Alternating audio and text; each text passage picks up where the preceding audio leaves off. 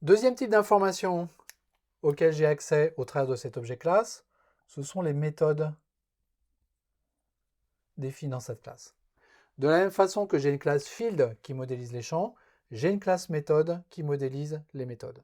Ces méthodes sont attachées à cette classe, donc ça veut dire que pour la méthode getName, par exemple, qui se trouve dans user, j'ai un unique objet de type méthode. Comment est-ce que je peux récupérer les méthodes? Exactement de la même façon que pour les champs. GetMethod me permet de retrouver une méthode en particulier. GetMethod avec un S me permet de retrouver le tableau des méthodes. Donc ça me retourne un tableau de méthodes. Ça me retourne une méthode en particulier. GetMethod et GetMethods me retournent les méthodes publiques définies sur la classe et sur les superclasses, et également les méthodes par défaut qui pourraient être dans les interfaces implémentées par ces classes. En fait, la totalité des méthodes vraiment que je peux invoquer sur une instance de C.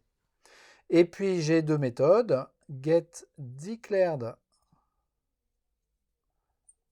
méthode qui prend des paramètres et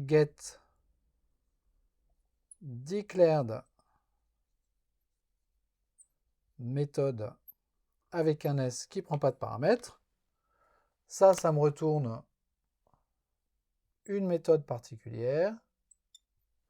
Et ça me retourne un tableau de méthodes. Et cette fois-ci, comme il s'agit des méthodes déclarées, ce sont les méthodes déclarées à l'intérieur de la classe, qu'elles soient publiques, protégées, package protected ou privées. Donc là, je retrouve uniquement les méthodes publiques de la classe et des superclasses. Là, l'intégralité des méthodes uniquement de la classe. Et d'ailleurs, ça retourne également les méthodes statiques ou les méthodes d'instance. Ça ne fait pas la différence entre les deux. Qu'est-ce que je dois donner comme paramètre à ce getMethod et à ce getDeclaredMethod? En fait, j'ai deux types de paramètres que je dois donner. Le premier, c'est le nom de la méthode, getName. Et après ça, je dois donner la liste des types qui sont pris en paramètre par cette méthode.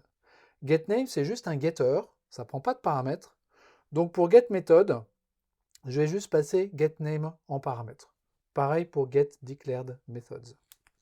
Mais si je veux récupérer setName, là, setName, c'est quelque chose qui, par nature, va prendre le paramètre, parce que c'est un setter, le paramètre qui correspond à un nom. Nom, c'est une chaîne de caractères. Le type de chaîne de caractères, c'est string.class.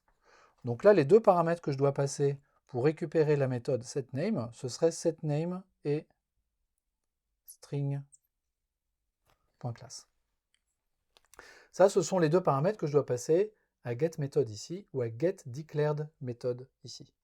Ça, c'est très important parce que en Java et dans la plupart des langages objets, une même méthode peut exister en différentes versions dans une même classe. Donc, par exemple, si j'ai une méthode augmente-salaire, je peux avoir une méthode augmente-salaire qui prend un entier, et ça, c'est le salaire qui est le montant de l'augmentation. Mais je peux en avoir une deuxième qui va prendre un float, et ce float, c'est le pourcentage d'augmentation. Ça, c'est quelque chose qui est légal et qui s'appelle l'overloading.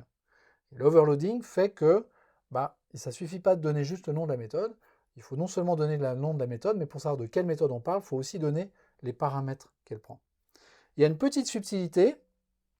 Supposons que j'ai une méthode également, setAge. Et cette méthode setAge, elle prend un int type primitif en paramètre. Et bien il se trouve que int, il est modélisé également par une classe qui s'appelle petitint.class, comme ça.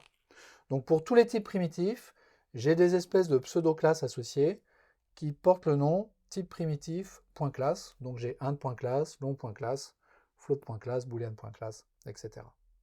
Donc voilà comment je peux récupérer une instance de méthode à partir d'une classe. On va voir maintenant comment invoquer cette méthode sur un objet particulier.